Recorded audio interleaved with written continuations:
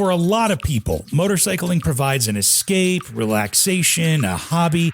But for some people, like Ken Condon, there's also the sport of motorcycling. And as with any sport, you can always improve. That's why Ken's been coaching motorcyclists for almost 30 years. As an MSF rider coach, as a journalist specializing in safety and technique for Motorcycle Consumer News, as an instructor on the racetrack as part of his non-sport bike training days, and as an author. First with the book Riding in the Zone, then followed up with Motorcycling the Right Way, a collection of his articles back from the Motorcycle Consumer News days. Ken's got quite a bit of practical experience to back up his academic credentials, too. On the track as a two-time Loudon Road Race Series champ and an FIM Vintage champion, beyond the pavement as an avid off-roader, and he even rides on the ice when the winter hits the Northeast. With over half a century of riding under his belt, I think it's fair to say Ken's forgotten more about motorcycling than most of us may even know about it. This is Ken Condon. I'm your host, Mark Long, and you're listening to Driven to Ride. All right, Ken Condon, you are on Driven to Ride. Thank you so much for being here, sir. Hey, it's my pleasure. Really appreciate you having me. Yeah, I'm excited. I imagine at this point we're kind of both stuck in the winter weather and dealing with the cold, so not too much else to do. Although you, not to spoil it too much, it sounds like you get out into the winter here and there, but we'll get to that in a little while. So before we do, though, I want you to, if you could be so kind as to introduce yourself, maybe share what most people know you for, or maybe what your claim to fame is in your own words. Yeah, sure. So most people have known me, I don't know so much now, for writing the skills and safety column for Motorcycle Consumer News. That's MCN was a subscription only, no advertising magazine. And it started as Road Rider magazine way back when. Fred Rao, some of those old riders might know some of those names, Dave Huff. And so I got on board in 1999 when I ran into Dave Huff, who was writing the Proficient Motorcycling article, monthly column, and also eventually had his book, Proficient Motorcycling, which a lot of people know about. And he, at Americade, he was at an age where he was, considering retirement. And so we hung out actually while we were there for, much of the day, much of actually the weekend. Mm-hmm. And as I was literally putting my helmet on, ready to go home, he's like, you know what? You just might be the right guy to take over this column. Are you interested? And I said, I don't know anything about writing, and he said, well, we can work on that. You have all the knowledge. At that point, I was a pretty active MSF instructor and was a real fan of his. So it made sense that I would be a successor. And so he kind of mentored me for a couple of years and until actually no more like for like a year. And I think I had my first solo column. I flew solo, I think in 2000 or end of 2000. And so since then I wrote that column for 14 years and every month. Yeah. So 2,800 words, 26 to 2,800 words plus photos every month for 14 years. And I did the street strategies column also, which was another little column in the back of the magazine. So that was sort of what I really started where my name got out there. Before I was sort of known for in New England for track days and actually even before that, my good friend still, Tony Anarelli, he and I and a couple of other friends started one of the first internet forums. Oh, no way. In New England, yeah. So it was called Sport Riders of New England. And from there, we really got, a huge following. We had built a community and we would have people show up on rides that were maybe we'd have 40 people show up and be like, this isn't sustainable. We're going to get in trouble and, liability. And so Tony was actively racing at that time. I had raced previously. So he had contacts with New Hampshire International Speedway, also known as Loudon. And we ended up renting the track. And again, we were one of the first track day organizations who did a regular scheduled track day. And that was in 1997, I think. Okay, cool. Yeah. And so that was really, we were a big part of the community, the New England community through that. And then Tony's track days started about 99, I guess. And it was Tony's track days because I didn't have any money to capitalize or risk on renting a racetrack and all the liability there. I had a young daughter. And So it ended up being Tony's track days. And then I was his number 2 man, number 1 man. I don't know how you call it, chief instructor Sure. for 25 years. So he just sold that 3 years ago to my good friend, Paul Duvall, and his wife, Carrie. They now changed the name to Cyclesmith Track Days. And so they're running the program just seamlessly from what we had done and building really strongly on it, doing great job. So to back up, now I have to kind of back up because I segued into future present. Sure, yeah. Is MCN. I wrote that for 14 years. The whole time I was a MSF instructor, started in 1995 in Massachusetts. And did that for 25 years. And then from then I started my own school, which I'll talk about more. But in 2013, I started writing for Motorcyclist magazine. And most everybody knows about Motorcyclist. It was that and Cycle World were the big kahunas as far as motorcycle magazines in America. So I was thrilled when Ari Henning and Zach Kortz, who I knew them previously, but they recruited me, and I was like thrilled. So I left MCN and started writing for Motorcyclist. And once I was there, then opportunities opened up where they sent me to Europe to test motorcycles, to go to press launches. And I thought, pinch me, It was so great. It was, here I was on a plane to Barcelona to test the new, Speed Triple R on the racetrack, That was so cool. And I met so many cool people. A lot of people that you've interviewed are people that I've run into over the years. I call them colleagues, some friends. Sure, yeah. And so it's just been a beautiful life, really has. And so currently, to get us up to today, about 10 years ago, I started my own school, which was, it had been sort of, the model had been there, although I had started doing it separate from the Staying Safe model, which this guy, Larry Grodsky, had started way back. He tragically was killed on his motorcycle, an animal strike in Texas. But the company was taken over by Eric Troe, who writes the safety column for Rider magazine. So he and I sort of got together, and I realized that I was doing a similar thing, but it was different. And I kept my school, which is called Riding in the Zone, my own. So I've been doing that for about 10 years, no, probably like 12 years now. And what it is, though, is it's street training with real-time coaching. So I use communicators. Senna was nice enough to give me communicators. So I use Senna communicators, and I coach real-time all around where I live, which is in the Berkshire Hills of Western Massachusetts. So I've got all the beautiful roads around here. I also do off-road, introductory off-road training, a lot of adventure bike training. And I do an advanced parking lot course also nearby. The last thing I can't forget this, is that I'm also probably more widely known since I left MCN, which that was a national magazine, I wrote 2 books. And one book is called Riding in the Zone. And that was released in 2008. And then I wrote a second book that was a compilation of a lot of the articles that I wrote for Motorcycle Consumer News called Motorcycling the Right Way. The Motorcycling the Right Way, it's really, I think it's a great book, but Motorbooks never really promoted it. So it's kind of a secret as far as, but Riding in the Zone did pretty well, but it just went out of print last year. So it's available online as a PDF on my website, ridinginthezone.com, if anybody's interested. I think that covers it.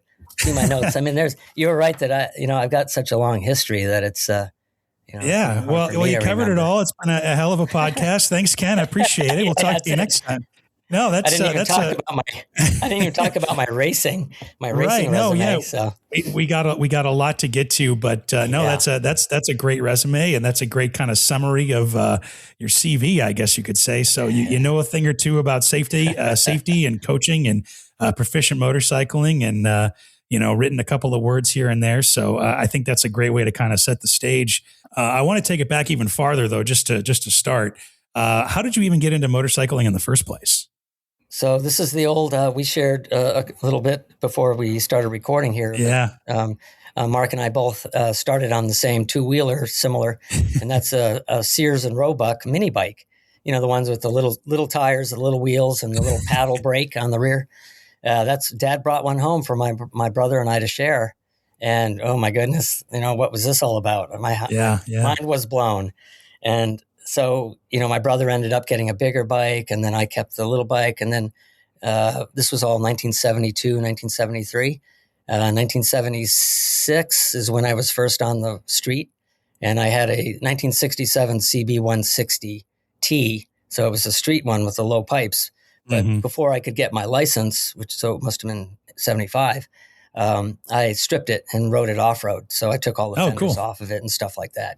It's what you did in the 70s. It had two wheels and a motor. You rode it. You rode it wherever you wanted to ride it. So that's what we did. Yeah, it was back in the day where you had, a common refrain I've heard is that you had kind of outdoor space and like kind of fields and trails to go ride. It wasn't all housing developments and stuff. No, there was a lot you could do. I mean, behind the house we had just an area where it was kind of free ranging for kids to go on. And we just made a track out of it, did a little jump, it was good times, really was. And that's how you learn, you kind of bounce off rocks, and it's good times, really was. Yeah. So that's how it really started. And then after that, then we just kind of progressed, and I rode motorcycles when I was in high school. I did get into an accident when somebody did the classic left-hand turn in front of me. That was when I was 18. Okay. And, but it was, treated and released from the emergency room, no huge deal, but lesson learned, that point that, this is not tiddlywinks. This is really something you have to take serious. And then it progressed through there. I started really, I'm segueing, I think, into another part of our conversation, maybe a little early, but I progressed into really learning about where you could go on a motorcycle. So touring, and, I went to art school in Boston at the Art Institute of Boston. I was a graphic designer for most of my real working career. And there I met friends that had motorcycles, and they were older than I was, and they were traveling. And, one guy had an H2, and he would travel to Prince Edward Island on an H2.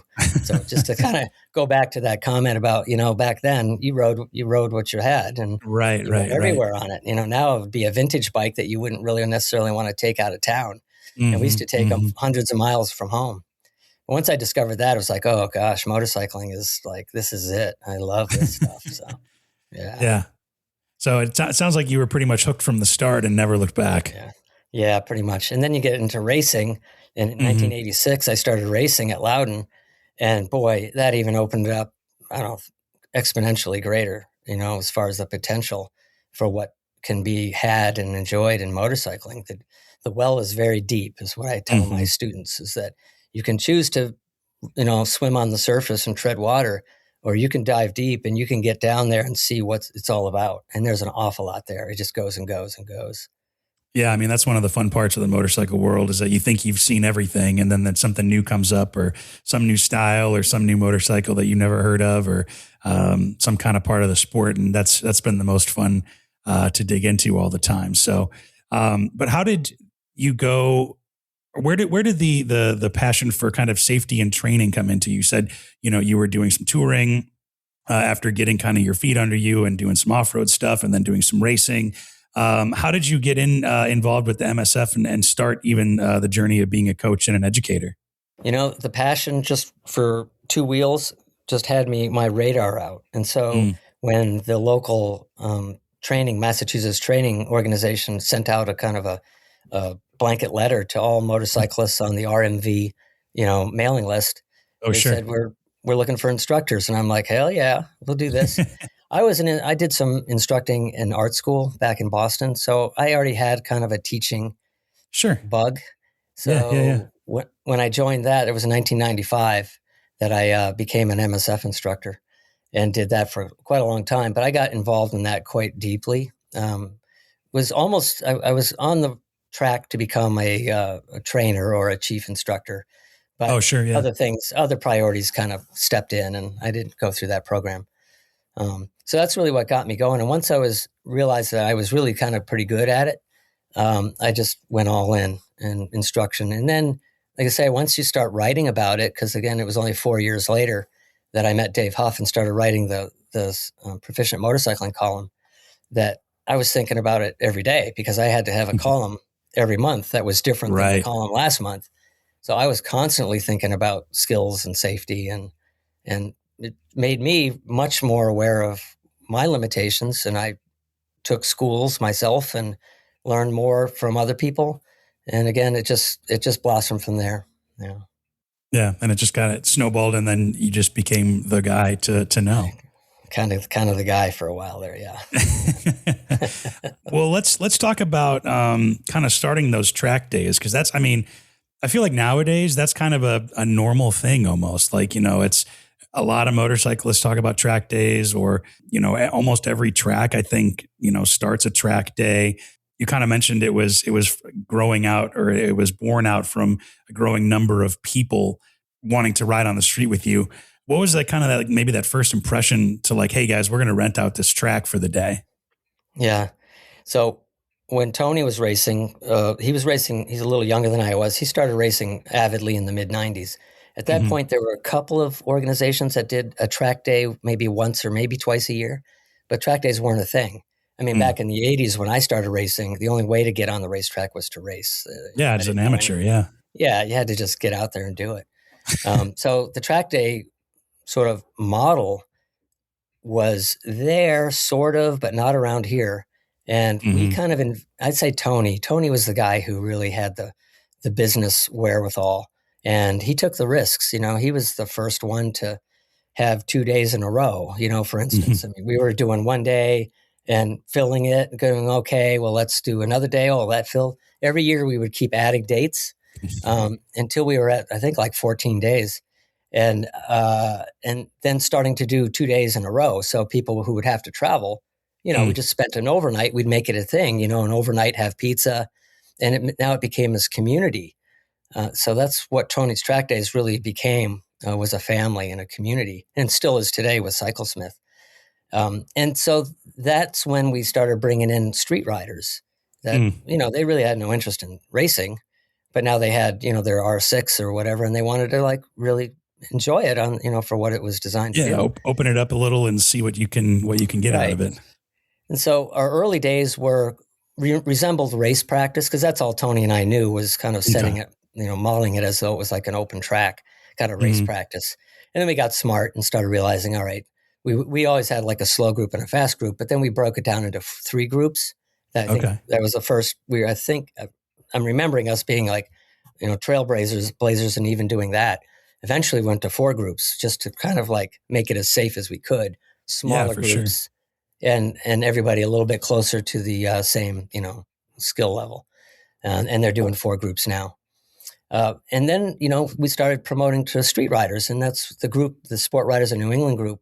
Like I say, we'd have 40 sport bikes show up at the local diner and go like, oh my God, how are we going to deal with this? Well, they would come to the track and they would pay a little money. We didn't make a lot of money at first, and then it was, Mm-hmm. we just wanted to get this thing going. And there were mostly friends, and then friends of friends, and it grew, and then we would fill each one of them.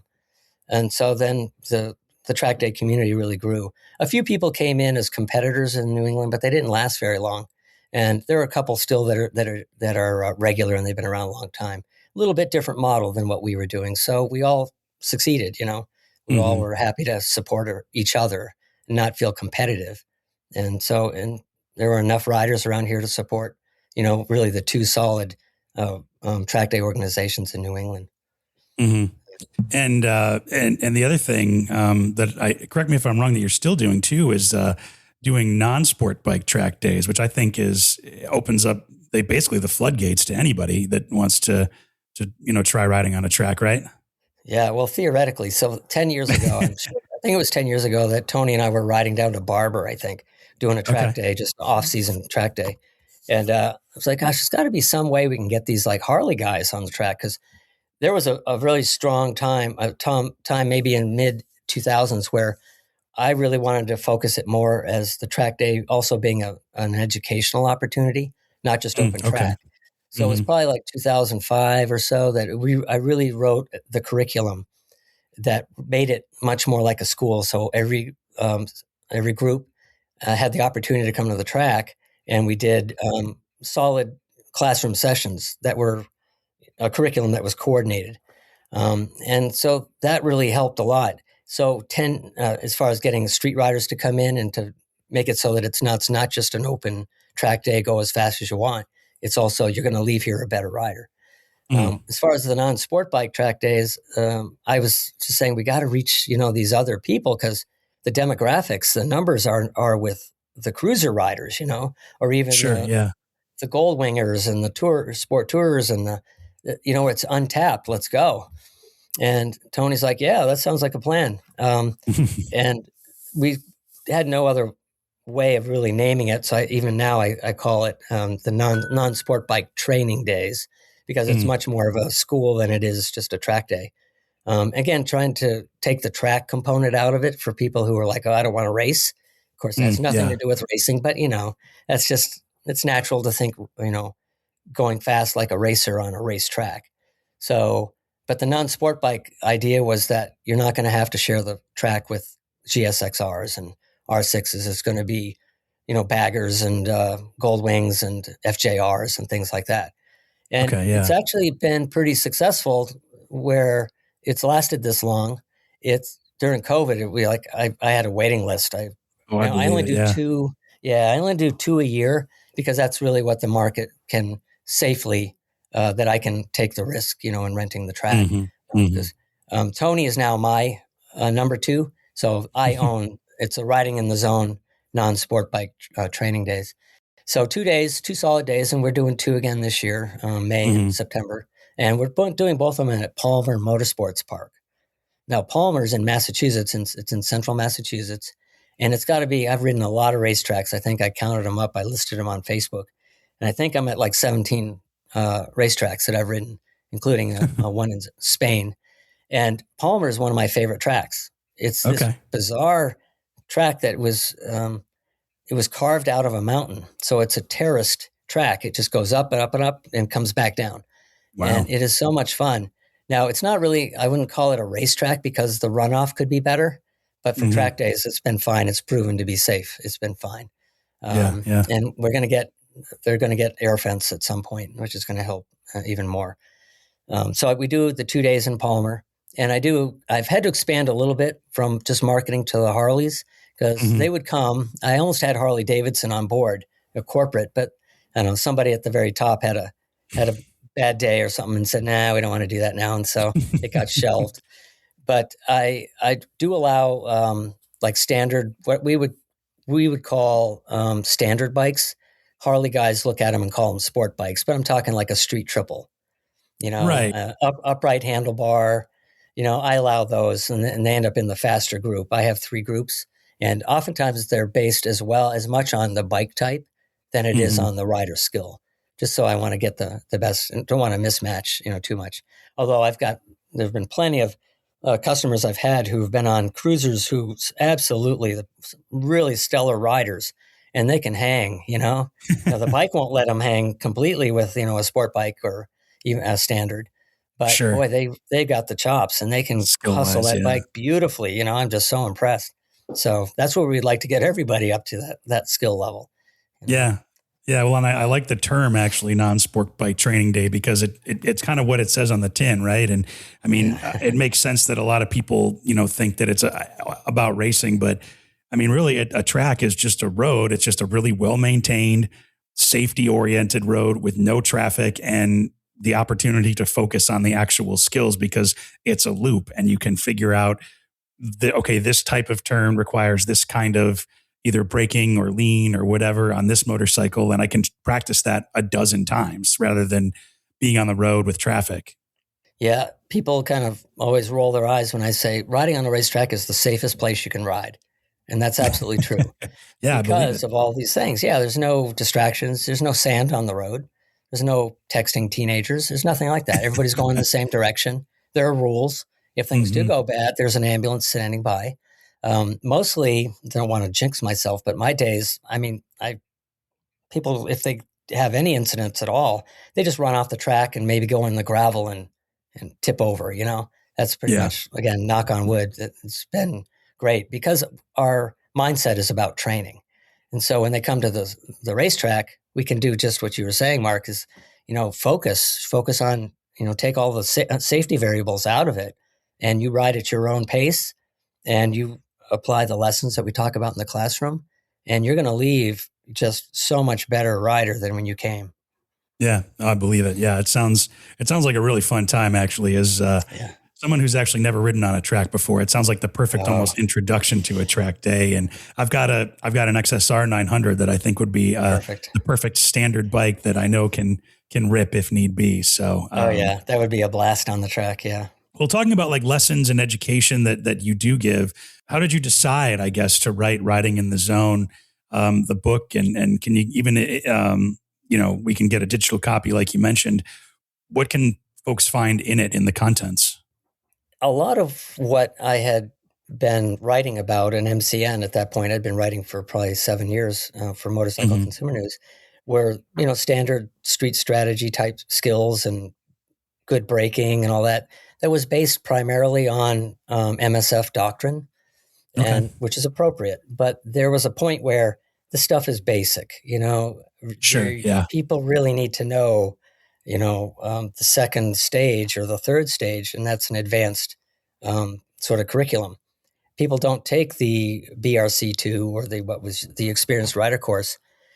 We tried to, in Massachusetts, there was a program, we tried to give away dates and people weren't showing up.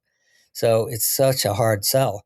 So the book was really about me reaching as many people as I can to get them to that next stage. And what I'm talking about is trail braking and Okay. body positioning and things like that. Things that we talked about a lot on the racetrack that a lot of folks thought were racetrack skills. Pretty much, I was one of the early ones who started preaching trail braking for street riders, to the Okay. point where I remember a podcast that I got interviewed for, and they're like, "Don't you think it's a little risky suggesting that beginner, you were saying intermediate riders use trail braking?" Hmm. And at the Hmm. time, yeah, I was even like, "Yeah, well, but it really has to happen because there are just so many instances where people need to know about trail braking." Um, and now it's all over that, right? Nick Einash and the Yamaha school, it's all Yep. about trail braking. So that was what that book was about, was to really introduce those types of skills. And so uh, it was Dan Kennedy from White Horse Press is the one who Hmm. approached me. He was a fan, and I was a real fan of his.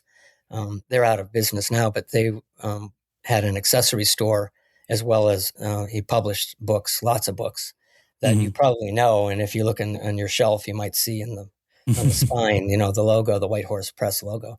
And so Sure. Dan was just great. I mean, he was right there helping me produce it and put it together. And he was just so helpful. And we had a video that went with it that accompanied the first edition of the book. Oh, And it cool. was a Yeah. DVD that actually came with the book. And so we had Jay Duchin, who is a local videographer and motorcyclist, did the video production. And it was just an amazing amount of support. It was just terrific. So that was what Riding in the Zone was. And it really took off. It did well for Hmm. quite a long time. I was just talking with Dave Huff recently. He's still alive and kicking and doing well. And he and I just sort of talked a bit about numbers. His Proficient Motorcycling book certainly sold, really well for a motorcycle Hmm. book. And mine was probably not terribly too far off, maybe half the sales of his, which isn't Hmm. terrible. I was pretty happy with it. Yeah. Yeah, It for reached a sure. lot of people. Yeah, it reached a lot of Hmm. people. So Yeah, it's interesting. I heard you say that you encounter a lot of folks who kind of know the basic operation of the motorcycle, but that's kind of where their training and experience ends. Do you still find that in the kind of general motorcycle populace? well, that hasn't changed, and that's actually something over the years that everybody who's a trainer knows this. This isn't unique to me. Is that when you try to convince somebody or suggest that they could use some training, they're like, I don't need any training. I've been riding 30 years, And so the saying now that is, might have heard is that, yeah, you probably have 30 years of riding, but it's only 1 year of experience repeated 30 times. Yikes. Yeah. Yeah, and that's really true. Yeah, and statistically, sort of falls in the same thing. Is that training itself? The first 6 months, statistically, you're in better. You've decreased the risk of a crash. The first Hmm. 6 months. After that, it kind of evens out. The people that are self-taught, they tend to catch up, learn. Maybe the school of hard knocks, but they eventually get to the similar level as somebody who went to the MSF class after 6 months or so. And then Okay. after that, they're both at about the same level and they just carry on. And if they make it home at the end of the day, keeping it between the painted lines, they figure they know all they need to know, until they Yeah. don't, until they get in trouble. And then it's like, well, motorcycles are dangerous and they sell it and they leave. But hopefully we get them, us instructors and trainers and educators get them before that happens. That's at least the Yeah. hope. But a lot of my career has been trying to convince people to buy a product that they don't think they need, which is rider training. Right. Yeah, it's got to be a challenge because and I think you mentioned this too somewhere else is that or at least this is what I picked up from hearing you talk about it was that motorcycling, it's the sport of motorcycling, right? And just like any sport, there's always room for improvement, whether it's tennis or golf or football or basketball or whatever. It's a sport just like any other. And that stuck with me that like there's always room for improvement and you don't know what you don't know.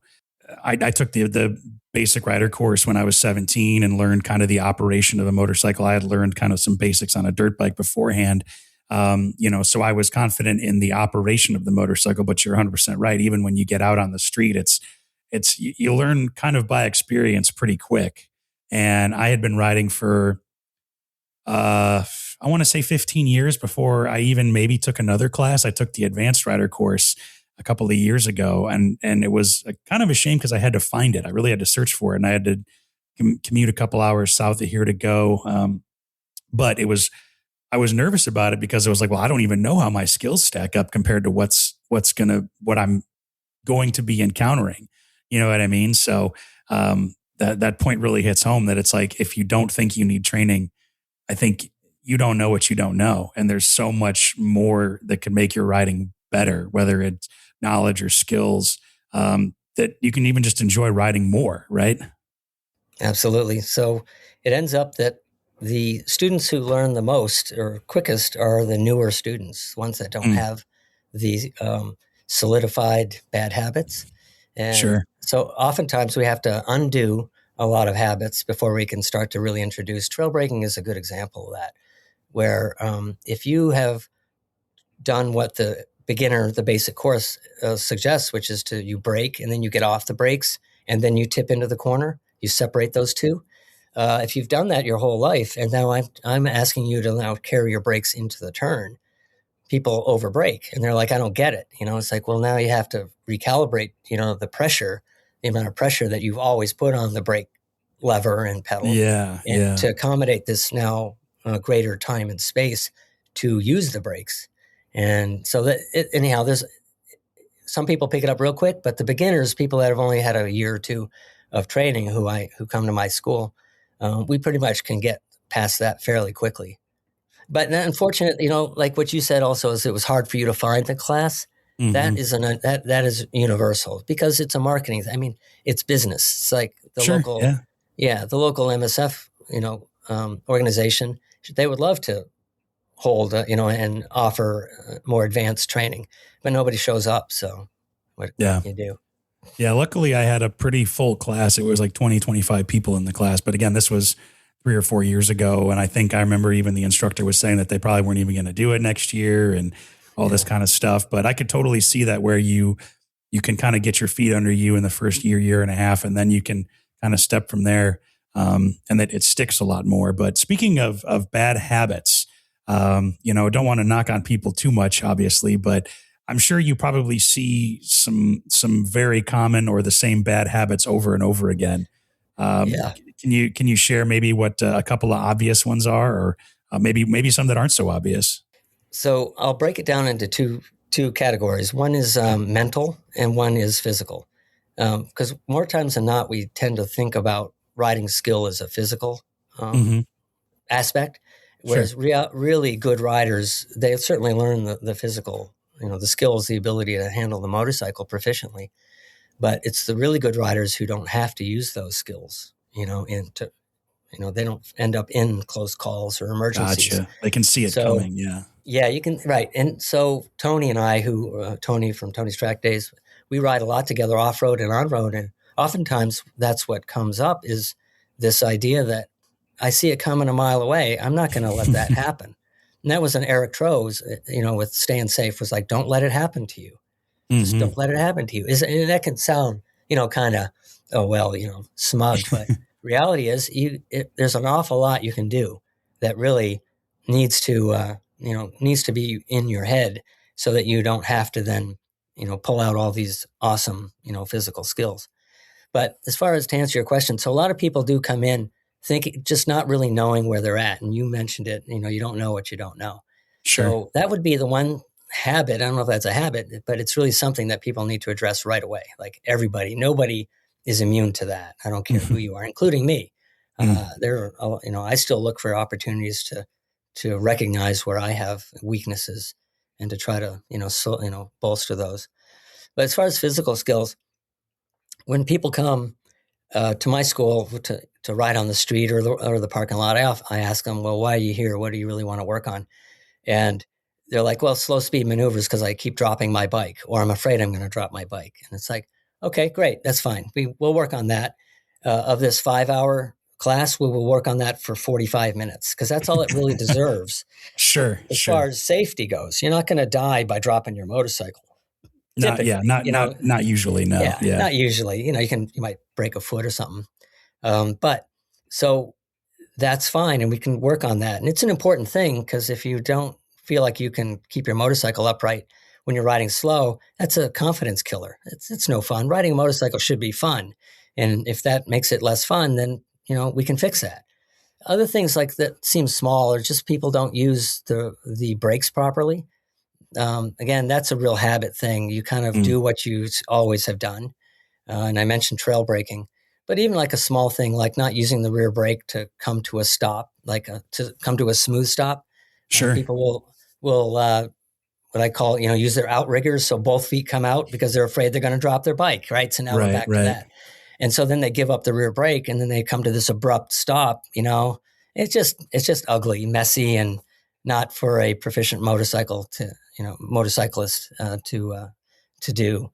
But again, those are small things. When it comes to more significant things, there tends to be a sense of people will ride to where they feel comfortable and a little bit more, which is actually what motorcycling is sort of about. Because we don't ride motorcycles to be safe, we want to have a bit of a thrill. And so you ride to that comfort zone, and some people just go a little bit more. You're willing to go a little bit more, and whatever that is, that's individual. But that some people just end up going to their comfort level when it comes to like a lean angle, and that can be a real problem. Like when we're born, there's a limited number. I forget. I wrote the foreword to the book, The Upper Half of the Motorcycle, and it's by Bernd Spiegel. It's a heavy book, but it's really good if anybody's interested in that. And he talks about when we're born, we're really only comfortable leaning at 14 degrees. I keep forgetting. Oh, wow. 14. Okay. It's because that's what we can do in a circle, bare feet on a natural surface. Oh, so if you're turned in and running, like that's the most you can lean over without like eating it. Right. And a horse too. That's as tight of a horse on natural surface will lean at 14 degrees. So that's all we've got when we come to, again, I don't remember if it's 14. I meant to look 14 or 20. I keep quoting it the wrong Either way, it sounds significantly less than dragging a knee or dragging an elbow or a shoulder nowadays. So, So you have to know, kind of train yourself into feeling comfortable leaning a motorcycle beyond what is inert, and innately comfortable. Mm-hmm. So right away, like I always use the example of if you put somebody on the back of your motorcycle who's never been on a motorcycle before, everything's going great in the straight line. As soon as you lean, what do? They freak out. Because, they're okay to hear, but when you go any further, we're going to fall over. So that's something that when I get people in the parking lot, of course, and say, anybody here on your big bagger never touched your floorboard before? And be like, well, you are today, because I wouldn't be doing my job unless I got you comfortable enough to at least lean this bike to its potential, because the potential is really, the tires aren't going to be a problem. So it's really a matter of the ground clearance. So let's get it to the point where if you have to lean the motorcycle, I want you to have done it before. And that increases the chance that you actually will do it in a corner that tightens up or whatever. Yeah, you've experienced it before and you kind of know you kind of know the bike's limits, and rather than the bike kind of having more limits than you can reach. I mean, that is kind of a technical question. How can you kind of determine or tell, or is it by feel? Like, how do you determine like maybe those lean angle limits of a motorcycle if you have the skills to find that out? So it's a great question. Some people say, you got to just trust your tires. That's like, not going to trust just that blindly. So you have to develop what I've always called a traction sense. And Okay. so you develop that through building your skills, and that it feels like as you're building your skills, it makes sense and it feels safe to lean the bike a little bit more, because your body position is correct, your throttle timing, all that stuff comes into play, and it just feels okay to do it. And then you increase your lean angle naturally. You'll do it naturally. You really don't have to Okay. push it. Mm-hmm. Now, some people might, they've got all the components right. Looks good. You're looking good. Go ahead and lean it a little bit more. And then it'll be just like, okay, give yourself 5%, 5% more, and just build it Sure. up. Now, that's one of the best probably benefits that people leave with going to the track day, my non-sport bike track day, Oh, for is sure. that Yeah. you will lean your motorcycle more than you ever have, and it'll feel good. It won't feel scary. And that's because you will have slowly over the day, you're going to do 100 miles of track, riding. You're Mm-hmm. going to eventually feel like, oh, I've been to this corner before. Let's, and it's going to just naturally feel better. And again, the classroom, gives you the tools to be able to do that. So that's huge. It's just huge. Yeah. Yeah. Yeah. Cause just in my own personal riding, I've always been more conservative, probably on the lean angle than I need to be. Yeah. Just because I don't want to find out the limits the hard way, I guess. That there's been a couple of corners, and I've been guilty of it, just like I'm sure anybody is, that you take a corner a little too fast. And I will say I know enough not to necessarily slam on the brakes or anything, but to kind of lean through it. And you get through it, it's like, wow, I leaned over way more than I normally do, and I was able to pull through it, which is confidence inspiring, but also maybe a little bit puckering during. So that's why you want to do it before you need to do it. That's where your training comes in, whether it's in a parking lot or whether it's on the racetrack. That you want to be able to do it so that your body can relax, because the fact that you tensed up adds more variables that increase the risk of you actually crashing. Even if the tires had plenty of grip and your bike had plenty of clearance, just your reaction is enough to tuck that front tire. So you have to train yourself to go beyond. So the important thing here is also that know that this training is not for you to go faster. It is for you to have a greater margin of safety. If you choose to go faster, then you have to do this. Otherwise, you won't last very long. But if you just want to still be a conservative rider, you still train to a high level, and then you ride to the lower level and keep your training sharp so that it's always there when you need it, because you will need it someday. You will need it someday. Yeah, it's like where they say, usually you should ride at 70%. Maybe if you're feeling ambitious that day, you should rarely, if ever, ride at 100%. It sounds like what you're saying is that, that 100% kind of that ceiling actually goes up with the more training you get, and therefore, by extension, your 70% of what you can do actually goes up as well. Right, and so that's all relative too. Is somebody's 70% is my 30%. So or somebody who's really proficient. So when you take that ceiling and you move it up, you're riding safer. Every time you train higher, your training goes up, up, up. And if you're riding still down here, great. Look at that margin of safety you've got. Sure. So that's where you do it. It doesn't dictate how you ride. It just dictates, what components or what skills you have when you need them. And when you need them, you need them. You can't just hope for them. A hope is not a strategy. You really have to have this stuff under your belt. Right. Yeah. Yeah. One thing I thought about because you live kind of in a 4-season place like I do as well. So, and we'll get to that. You probably don't take too many breaks riding in the cold months, but, I haven't ridden since like October. Do you find that a lot of people have to kind of reset and reorient at the start of the season? because I imagine you probably maybe run into people who are like, well, I was riding at this level at the end of the season and I should expect myself to ride at exactly that same level starting over. And I always find that it takes me a week or two to kind of get back into the swing of things, as it were. Do you find that as well? Not anymore for me personally. Sure. Yeah. I do. Even when I wasn't ice riding, which we're going to talk about, Yeah. I can pretty much get off the racetrack in October and pick up on the racetrack in May when we really get our days going. And I'm pretty close. I'm okay. But that's over years and years. I think Right. it's just in my muscles. It doesn't go away much anymore. Now, for most people though, that's not the case. And even statistically, I mean, the number of miles people put on motorcycles in the United States is very small, and it's sporadic. So there's no way, just you had mentioned earlier, if you have an athletic mindset toward motorcycling or a sport mindset toward motorcycling, then it makes more sense that you understand that, you have to keep sharp, or at least respect the fact that you're not sharp first, rides in the spring, and you ride accordingly. And if you're lucky like me, where I live with friends nearby, Paul Duvall and I are ice riding buddies. He owns Cyclesmith, and we live fairly near each other. I live on the lake, and unfortunately, it snowed 15 inches this last storm.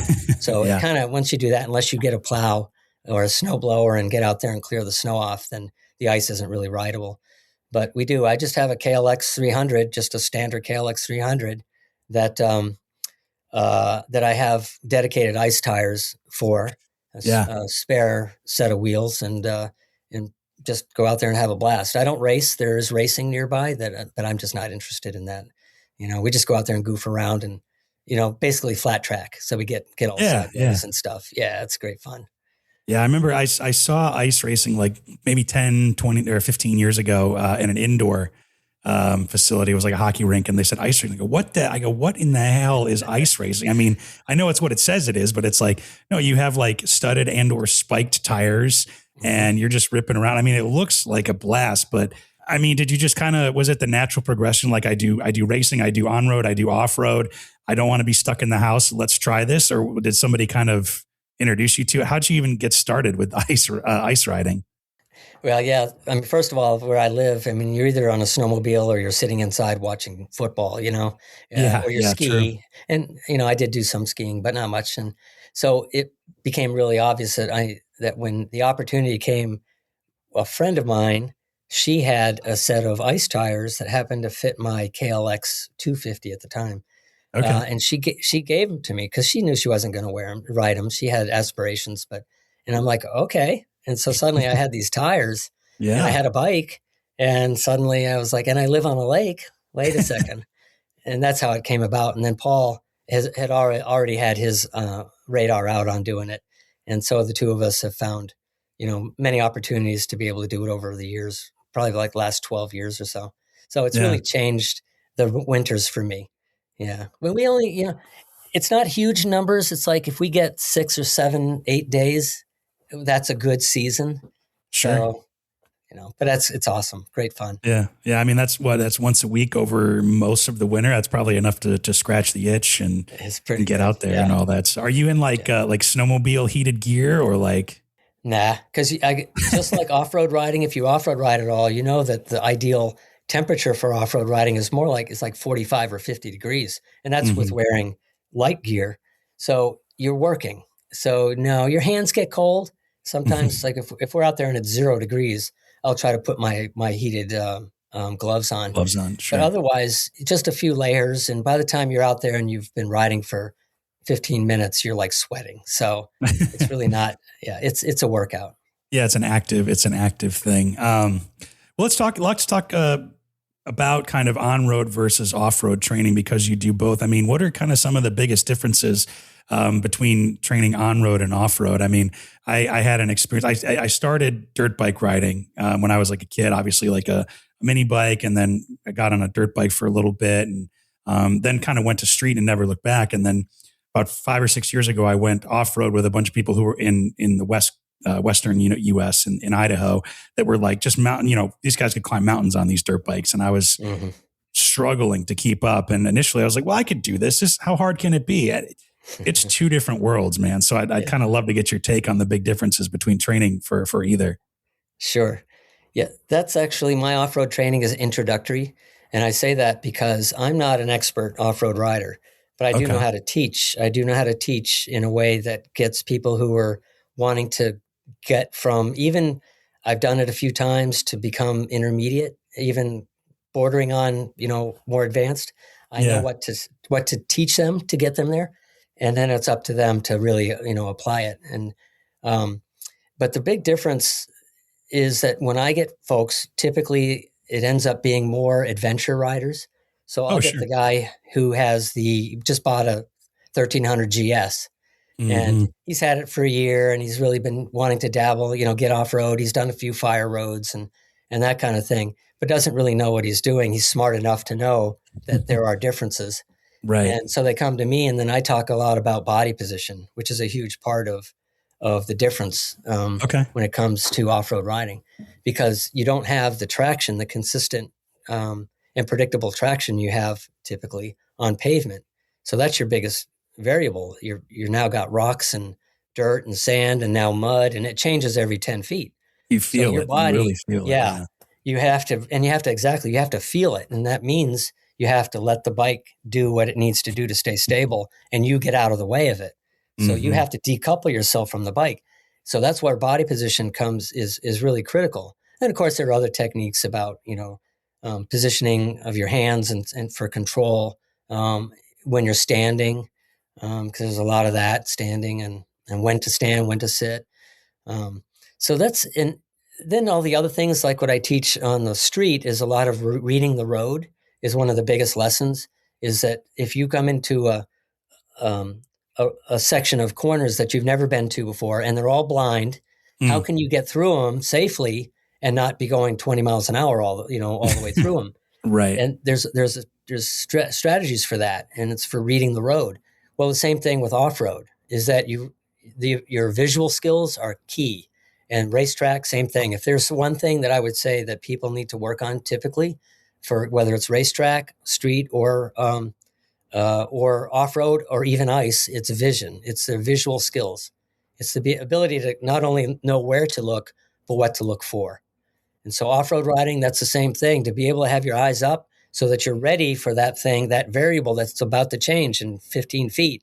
You have to be in the right position early enough so that you're not caught out, and that's when people get into troubles, when you get caught out. And that applies to all genres. So. Yeah, no, that's interesting. You're kind of bringing me back to that ride, which it was a great ride in the fact that it was very humbling. And the compliment that I got was, well, hey, you really know how to get away from the bike when you crash. I'm like, all right, cool. I got that going for me. Yeah. I just instinctively know to just, if I'm going to dump it, just push it away from me and get it away from me. So I rode high on that for a little bit. But one of the things I wanted to ask you about too is, in your career over the last, couple of decades, you've seen some insane technological advancements, right? I mean, ABS, traction control, riding, engine mappings, riding modes, I guess you could say, all different kinds of technology like that. I mean, do you think that, and obviously this is not a blanket statement, but do you think that technology helps with riding and skills, or do you think it maybe lulls people into maybe a false sense of security, or is it maybe somewhere kind of in the middle? Well, it depends on the person and depends on the situation. The technology is great. There's no way to really knock it, in my opinion. Sure. ABS is a game changer. Agreed. The whole thing about whether you could stop shorter than an ABS if you were to use ABS fully enacted, that's kind of gone away because ABS is so good now. And in the heat of battle, when a car pulls out in front of you or a deer jumps out in front of you, just grab it. That millisecond of time matters. And so let the technology help save you. Agreed. Yes, still train yourself to be able to handle a motorcycle at maximum braking, which is one of the skills that I focus on a lot. Because if you can get the bike to use the full power of the brakes to get the bike slowed, and then it gets into the ABS a little bit, that's like ideal. Like that's good. Or even not get the ABS, but you're right there, impending ABS. That's where you're going to get that bike stopped in the shortest distance. But I want that ABS in case, I'm not perfect that day, or in case the traction is a little off that day, or and off-road, there's a lot to be said for the riding modes. I have a Tenere 700. It has nothing. Yeah. It has ABS that I just shut off when you're off-road, because you don't want ABS off-road. You go downhill in the ABS and the thing wants to keep going when you need it to actually skid and stop, and using those techniques. On the track, I see some riders that they would be on their head if they didn't have the ABS, and they don't know it. But if they had an analog motorcycle, like I have an Aprilia Tuono V4 is my track bike, but it's a 2013. So it doesn't have ABS. It does have traction control, but it was a long time. I'm like, God, is this traction control even working? It's because I've learned to ride, analog. Sure. And I've learned that it only kicks in now. I use it to get one more session out of a rear tire. That's really all I use traction control for. Okay. So I don't even think about it. That's the way to use the rider aids, is as a background safety net. Now, there are friends of mine who really want to use the technology fully because they're on an R1 that has really sophisticated traction control. And so they want to use it fully. So there's nothing wrong with that. But you're doing it, for a different reason. It's not a crutch at that point. My friend Aaron is a super rider, and he wants to use all the package that comes with the bike, Yeah, use every feature that you paid for, yeah. Absolutely. But other things, I think, it's just been more times than not, a lot of the like riding modes and stuff, people don't really, they're unnecessary. They're good marketing things, which is great. It's fine. And it's nice to have a rain mode, I guess, if you feel like, I never use the modes that on the Triumph Tiger I had. I just kept it in road mode. Sure. So it's there. And if you want to dive into it, it's good. I don't see it as a problem. Yeah, that's sort of my take on that. I will say that you did have a question, I think, that we were talking about earlier, about just how things have changed over the years. Yeah. And like tires, that's got to be one of the number one things is just, when I rode bias ply tires, that was my race tire, was a bias ply tire with a kind of a stickier compound, something that people would kind of go, oh, would you even take that on the track today? Like, why not? I did it. Pavement hasn't changed in 35 years. So right. I dragged an ear on this bike, on these tires in the past. What would stop me from doing it now? But we're just used to like having, tires with better feel and more margin for safety. And that's really what a great thing we have going now. Yeah. It's, I went from an 86 FJ 1200 to a 2019 XSR 900. And it was, I've told this story before, but it's like night and day difference. I mean, I almost had to learn how to ride all over again, because going from carburetors to fuel injection to actual sticky tires, by comparison, ABS, having riding modes, traction control did save my ass. The first week or so I had it, I got a little excited about it or whatever, but it's an interesting world to be in, especially because most of my riding is on old motorcycles. So probably, nowhere near the skill and the experience you got, but I totally understand what you're talking about, where it's like, the bike's old, but I've been able to ride it this long. I mean, why would I change it? So I totally get it there. So let's talk about the other training you do, kind of, I think you called it like live training, or with the communicators. I think that's a fascinating and also mildly intimidating way to train because you're getting instant feedback, I imagine. Can you tell me what somebody can expect when they do that kind of live training? Sure. I do have a YouTube channel, and I do have, I think, at least a couple of videos. I have over 200 videos up there. Oh, wow. Okay. That actually are recordings of me with a student. So you can kind of get a feel for what it's like.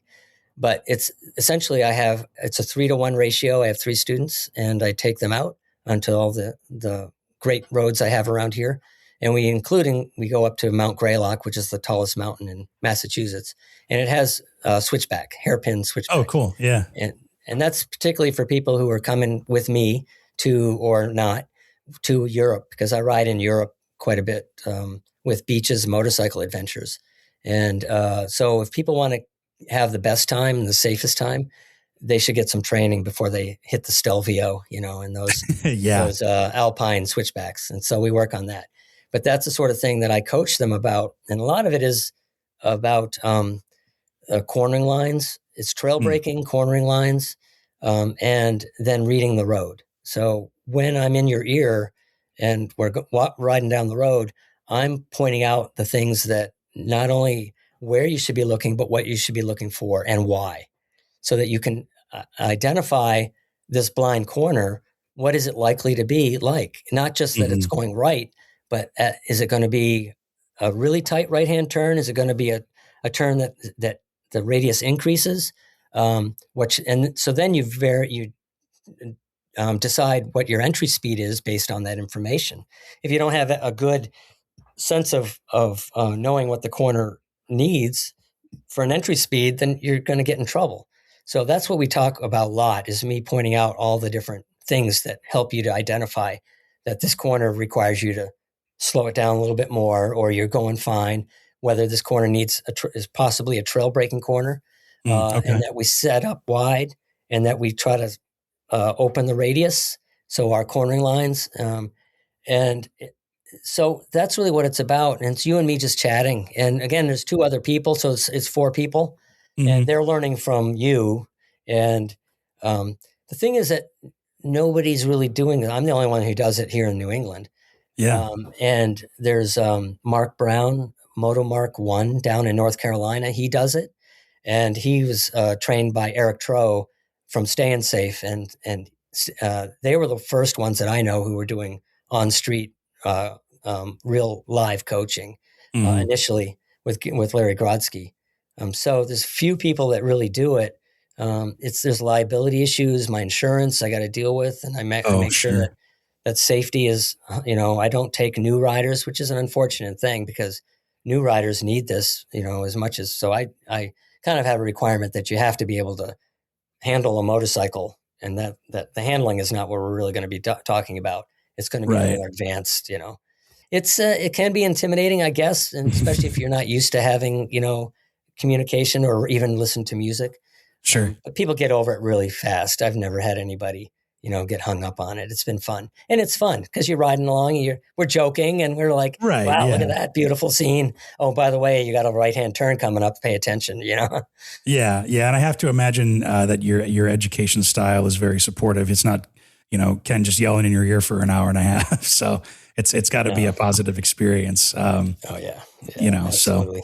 What kind of ending with this, what are some of like the biggest positive changes you've seen in people who train with you, maybe both in terms of skill and in terms of like mindset? Well, that's a good one. Positive would be just that when they leave, people are better riders. It's almost, I don't even take credit for that. It's just you show up. Just show up and you will leave better because your mind is open and knowledge itself doesn't make you a better rider. So applying the knowledge is what makes you a better rider. But the fact that you show up, you are now a small percentage of riders who are taking your riding seriously and you're taking your safety seriously and it's more fun. So all those things. So when you show up for me, you're already in my book. It's like, all right, you're on my team, So that's the positive. The negative, I have to say, the other side of the coin is it's still so many people are resistant to getting training, and, intimidation. People are intimidated even by coming to the parking lot course. I call it an advanced parking lot course. It's not terribly advanced, but it's more advanced than what they took as an MSF class. Yeah. So, but they're intimidated. I don't want to drop my bike. I'm like, well, then don't, because nobody's forcing you to. I am going to ask you to try these things. You're going to drop the bike in the parking lot, in the shopping center next week, or you can drop it in front of me and I'll help you pick it up. Right. But you're going to learn how to not drop it. So that's the key. And when it comes to this, like the parking lot course, I mean, I get one person drop a bike every 4 classes. It's like 50 people and one person, and we're talking just a tip over, and it's nothing. So, but don't let it intimidate you, and come to some training, find what's ever local to you, and, Champ U is an online thing that Nick Einash and the Champ School has going. And if you're out in the boonies, you're nowhere near any live training, then at least you've got that, so just do what you can. Yeah, no, I love it. Well, thank you, Ken, for the time and sharing a little bit of your wisdom. I think it's fair to say you've forgotten more about motorcycling than I've ever known. So it's a privilege to dip into that well a little bit. Before we close out, though, I just want to give you one more chance to tell everybody where they can find the books, the information, the website, the stuff, YouTube. Tell me everything. Yeah. So everything can be found on ridinginthezone.com. There's the logo. And I've got all the links to the YouTube channel, and the training page is linked off of that. All my dates are up for 2026. I also have to do speaking engagements. I just did one up in Vermont at Wilkins Harley Davidson. Had a nice turnout. I got one coming up in Auburn, Massachusetts, I think, at the end of February. And then April at a dealership in Danbury, Harley Davidson, Connecticut. So I do that as well. So you can kind of come see me if you're in the area. But ridinginthezone.com, you'll get everything you need as far as, where I come from. And if you're anywhere in the East Coast, I have people coming up from Florida, certainly Pennsylvania, coming to Massachusetts and taking the non-sport bike track training day. It's really, everybody's found it really well worth it. You can just ride your bike there. You don't have to trailer. You don't need full leathers. All that information's on the website. You show up in your Cordura, your Aero Stitch, you're good to go. Really minimal bike prep. This is for street riders. So hope you look into that. Sounds cool. And if somebody's coming from Florida, I don't really have much of an excuse. So that's right. So, well, thank you, Ken. I'm sure this won't be the last time we'll talk. So I'm excited for the next time. Nice. Thanks, Mark. Thanks for having me. Thanks for listening to Driven to Ride. Interact with us and check out full unedited conversations, photos, interviews, video interviews, plus other goodies on YouTube or Instagram at Driven to Ride Podcast. Or you can check us out at driventoridepodcast.com.